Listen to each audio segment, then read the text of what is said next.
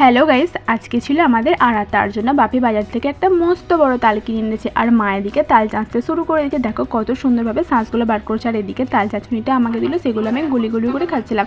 এদিকে মা, কাকিমা, বড় মা সবাই আছে, সবাই মিলে গল্প করতে করতে তাল চাষ। আর এদিকে আমাদের পুচকি সোনা, আমরা দুজনে বসে বসে গল্প করছি।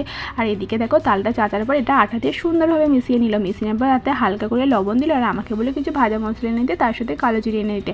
আর তার জন্য আমি এনে দিলাম। তারপর সুন্দরভাবে ডেরিটা মাখালো। আর তার সাথে দিয়েছে ভারী পরিমাণে চিনি, কারণ চিনি ছাড়া একদমই ভালো লাগবে না, যেহেতু মিষ্টি তালের বড়া হবে তার জন্য।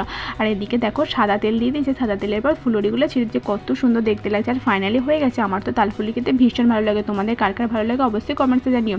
তারপর আমরা দুজনে ফোন ঘাটছিলাম, ঘাটতে ঘাটতে আমরা দুজনেও খেয়ে নিলাম। তালফুলি জাস্ট দারুণ লাগছিলো। পুচকি সোনা বলছিল আমার তো ভীষণ ভালো লেগেছে, ঠাম্মি খুব সুন্দরভাবে বানিয়েছে। আর এদিকে দেখো আমরা দুজনে খুব বিরক্ত নিয়ে চলছিলাম। আর আমাদেরকে বিরক্ত করছিল আমাদের পুচকি সোনা, বলছে ফোনটা দাও পিপি, ফোনটা দাও। তো যাই হোক গাইস, আজকে মিনি ব্লগ এই পর্যন্ত। কার কার বাড়িতে আড়া আছে অবশ্যই কমেন্টসে